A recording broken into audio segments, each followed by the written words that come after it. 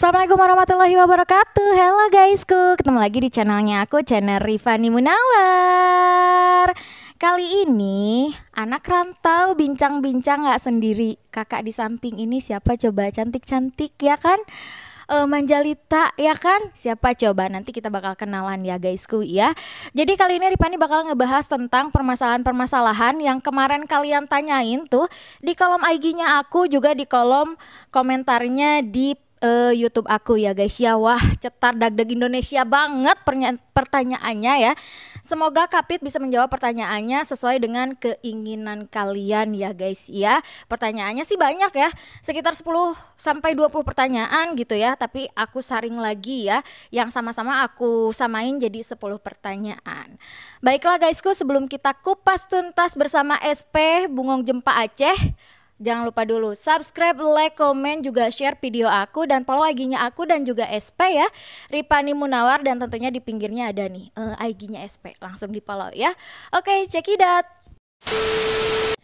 Guys, kali ini Rifani nggak sendiri ya, di Anak Rantau Bincang-Bincang ada Kak Fitriani ya, yang tentunya Kak Fitriani ini adalah Ketua Dewan Pengawas Komunitas ya.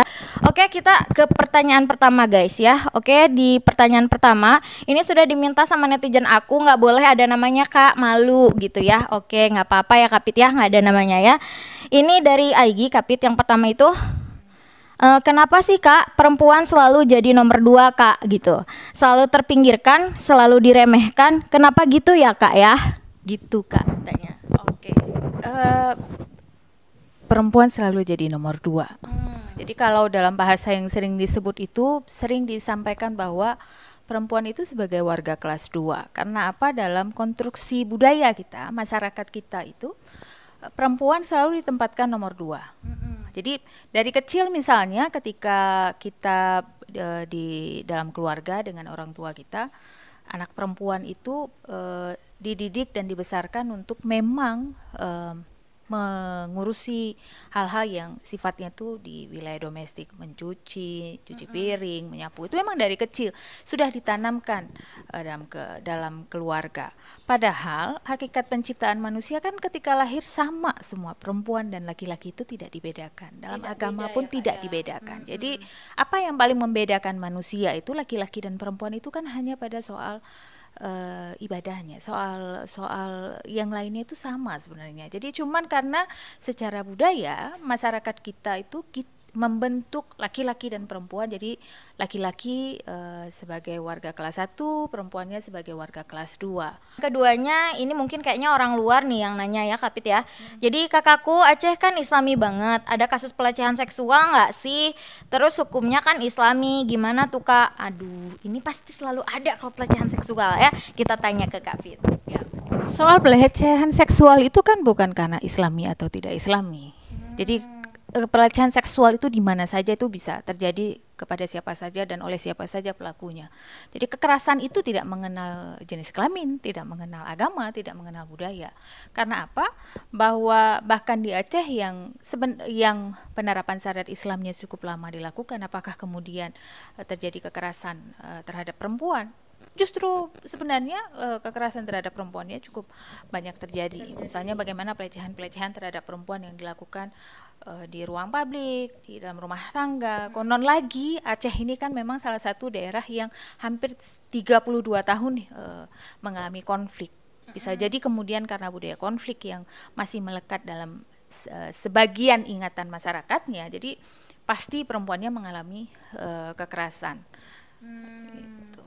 Jadi Kak, kalau misalkan hukumnya tuh gimana sih, kan islami tuh Iya, gitu. kan penerapan hukum cambuk kalau kita mau penerapan hukum yang islami, kalau kita kan ada kanun jinayat, apakah kemudian itu berkontribusi untuk membentuk perilaku itu kan tidak, kanun itu kan hanya alat saja yang untuk membatasi, mengatur dan menjaga serta mendidik orang. Tapi kalau selama perilakunya belum dirubah, bagaimana pemerintah berupaya membentuk, melakukan sosialisasi, membangun melalui pendidikan-pendidikan yang masuk dalam kurikulum pendidikannya, bagaimana setiap orang diperlakukan dengan baik, semua orang harus diperlakukan sama, itu sebenarnya yang berkontribusi untuk mengurangi angka kekerasan. Karena kalau mau dihilangkan 100% itu nggak mungkin kekerasan. Apalagi Aceh, kita tuh juga belum pulih dari trauma, bukan trauma, bahwa pemulihan terhadap masyarakat Aceh karena mengalami konflik panjang itu juga belum dilakukan. Jadi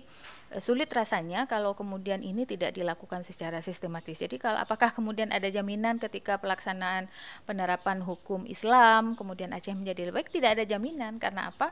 Dia itu tidak berdiri sendiri kekerasan. Jadi kekerasan itu sangat terikat dengan banyak elemen yang menunjang kekerasan itu berlangsung, atau kemudian kekerasan itu bisa diminimalisir. Dan selanjutnya, Kak, perempuan di Aceh sama perempuan di kota besar di daerah lainnya beda nggak sih? Gak ada bedanya sebenarnya, sama perempuan kan di seluruh dunia itu hakikatnya sama gitu, nggak ada yang membedakan perempuan. Bahwa situasinya mungkin berbeda, iya, sesuai dengan situasi di mana perempuannya tinggal ya. Kalau perempuan di Aceh ya pasti kesehariannya melekat nilai yang dia yakini, yang dia pegang, yang dia anut, yang dia terima, yang dia gunakan sehari-hari dalam perempuan atau masyarakatnya bersosialisasi, hidup, bekerja, dan macam-macam. Jadi sebenarnya nggak ada yang membedakan situasi perempuan di Aceh dengan perempuan yang di luar. Memang pengalaman saya ketemu dengan beberapa teman-teman, banyak perempuan di luar Aceh itu, bayangan di luar itu Aceh itu horor, ngeri gitu, karena ini kalau keluar nggak bisa, perempuannya nggak bisa, enggak, masih banyak perempuan yang bisa melakukan aktivitasnya banyak di luar. Masih ada perempuan yang kita masih bisa ngopi di kafe, di warung kopi, jalan-jalan, belanja, itu masih bisa dilakukan dengan baik. Cuman memang media atau kemudian orang luar menangkap bahwa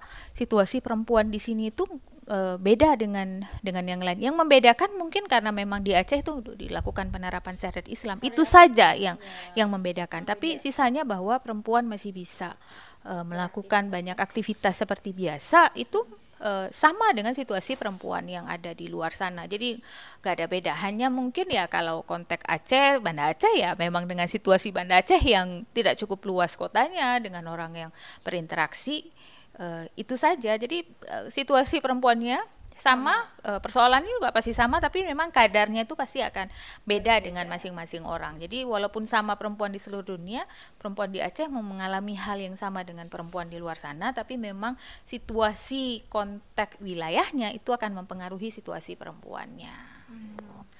Oke, ini akan disatuin pertanyaan ketiga dan keempat ya. Jadi kan Kak, kalau misalkan saat ini kan banyak banget nih perempuan-perempuan yang ngebucin, Kak, bucin banget. Kalau bucin tuh istilahnya tuh cintanya tuh cinta-cinta banget gitu, Kak. Itu padahal belum tentu bakal jadi jodohnya. Ini ada pertanyaan, gimana nih cara menangani kalau kita lagi sayang-sayangnya terus ditinggalin gitu. Udah gitu bagaimana sih kalau aku seorang istri menjadi tukang punggung keluarga gitu. Jadi gimana gitu kata mereka. Aku juga nggak ngerti juga ini pertanyaan, tapi kalau nggak ditanyain nih Kak, ini netizen bakalan membabi buta marahnya. Jadi harus ditanyain nih. Gimana nih Kak pendapatnya Kak? Soal bucin itu kan memang situasi sekarang itu memang rasionalitas kita biasanya itu memang sering membuat kita hilang sadar. Kalau lihat dari pernyataan bahwa ketika bicara cinta kita memang tidak kehilangan logika, kehilangan akal sehat. Jadi semua kaulah bulan, kaulah bintang, kalau nggak ada kaumu saya tidak bisa hidup, macam-macam lah, sehingga itu sebenarnya juga berlaku pada laki-laki dan perempuan. Jadi bucin itu milik laki-laki dan perempuan. Cuman kenapa perempuannya lebih banyak ekspos, ya mungkin yang sering ditampilkan ya, bahwa banyak perempuan-perempuan yang nangis bombay kalau ditinggal, yang tidak bisa makan, tidak bisa hidup, mengejar-ngejar karena peran media mungkin, atau peran karena memang konstruksi yang dibangunnya begitu, sehingga ketika bucin itu hanya dilihat bahwa perempuan yang lebih banyak bucinnya, sedangkan laki-laki enggak, padahal sama saja, mau laki-laki mau perempuan itu sama bucinnya, hanya merana juga ya? Iya, merana juga. Jadi cuman karena ini saja bahwa yang lebih banyak di-share, yang lebih banyak dipublis, yang lebih banyak disampaikan atau dilihat itu adalah sisi-sisi perempuan yang menjadi budak cinta. Nah, kalau tadi soal bagaimana sih sebenarnya perempuan yang menjadi tulang punggung keluarga. Konflik itu meninggalkan catatan periode konflik sebelum damai berlangsung, hampir 80% perempuan Aceh itu menjadi tulang punggung keluarga. Jadi laki-lakinya kemana? Ya, karena situasi konfliknya itu kan laki-laki itu banyak yang tidak tinggal lagi di kampungnya, kemudian banyak yang terbunuh, banyak yang tidak tinggal lagi kemudian dia harus keluar karena situasi. Jadi perempuan yang menjadi survivalnya, perempuan yang dia membesarkan anaknya, mencari nafkah untuk membiayai, dan situasi itu juga masih berlangsung sampai dengan sekarang. Banyak perempuan-perempuan yang karena tidak ada pilihan. Mungkin kadang beberapa punya suami tapi kemudian tidak, dengan situasi ekonomi yang kita tahu sendiri bahwa semakin hari itu semakin susah orang untuk hidup. Jadi pilihannya memang banyak perempuan-perempuan yang mengambil peran dia menjadi tulang punggung keluarga, baik karena ada sistemnya atau enggak, perempuan menjadi tulang punggung hampir sebagian besar. Jadi kalau Aceh itu bukan hal yang baru, bukan hal yang aneh, itu enggak pernah terjadi di Aceh ya. Ingat, konflik itu mendorong secara pasti atau membuat perempuan-perempuan harus bertahan pada situasi di mana dia tidak ada suami, tidak ada ayah, tidak ada laki-laki di kampungnya, dan dia harus menjadi tulang punggung untuk melindungi anaknya, melindungi keluarganya, bahkan peran-peran untuk melindungi kampungnya itu juga dilakukan oleh perempuan pada situasi dulu. Walaupun sekarang peran-peran itu melalui kebijakan-kebijakan yang dikeluarkan oleh pemerintah mulai mendegradasi, kalau bahasa lainnya itu mulai meminggirkan lagi perempuan untuk dia hanya berada di wilayah rumah, wilayah domestik, atau peran-peran yang memang tidak berat dengan alasan bahwa kebijakan ini, bahwa aturan ini dibuat dalam rangka untuk melindungi perempuan. Padahal konteks melindungi perempuan itu kalau mau dilihat dulu situasi konflik perempuan dengan banyak sekali tantangannya, banyak sekali perempuan yang survive dan bisa bertahan untuk melewati beratnya penderitaan karena konflik dulu gitu. Jelas banget dijelasin tuh, yang suka ngebucin ya, jangan merasa diri selalu jadi korban gitu ya. Ada pertanyaan juga Kak Pit, katanya kenapa perempuan aja, ada gerakannya perempuan aja, nggak ada tuh gerakan laki-laki. Udah dibelain sama Kak Pit tuh ya, ternyata yang bucin itu perempuan karena sering banyak diekspos, sedangkan laki-laki itu lebih banyak dipendam gitu, kayak nggak maskulin banget kalau nangis-nangis gitu Kak Pit ya. Oke Kak Pit, selanjutnya pertanyaannya itu boleh nggak sih Kak Pit perempuan nyatain cinta duluan katanya? Ya sah-sah aja kalau kita mau menyatakan cinta, tapi kan memang lagi-lagi kita balik yang di awal bahwa secara budaya karena perempuan dididiknya itu diajarkan nilai harus malu, tidak boleh suaranya keras-keras, tidak boleh ini, sehingga kita mau menyatakan nanti tuh nggak sopan, nggak pantas, perempuan kan harus selalu menerima.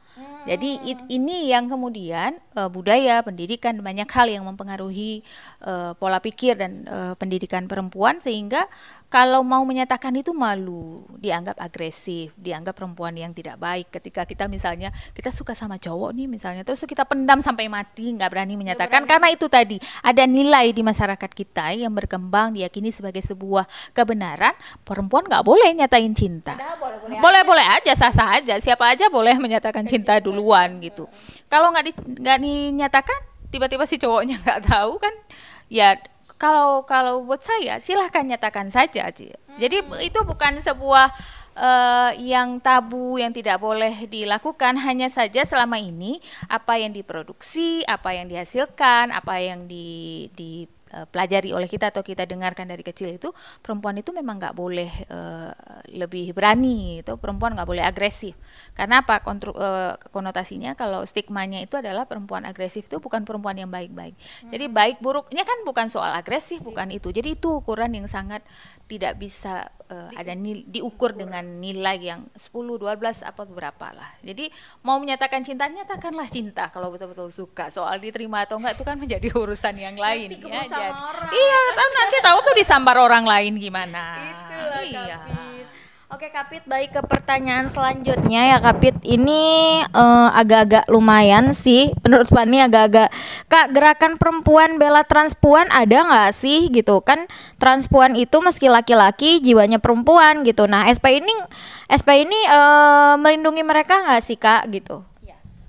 Eh, Soal gerakan perempuan itu melindungi transpuan, karena ini kita nggak melihat soal itu ada pada pilihan apa yang dia pilih ya. Pilihan itu kita nggak bisa menghakimi bahwa kita yang paling benar terhadap pilihan orang lain, apapun pilihannya. Tapi yang concern di advokasi baik oleh gerakan perempuan maupun SP, baik di Aceh maupun di secara nasional, adalah yang kita lihat karena dia manusia. Jadi manusia karena jenis kelaminnya, karena pilihan orientasinya, karena agamanya, karena wilayah tidak boleh diperlakukan di luar batas dia sebagai manusia. Jadi kita titik poinnya ada karena melihat dia sebagai manusia. Jadi sederhana, kalau kita mau melihat manusia nggak usah lihat makhluk yang lain.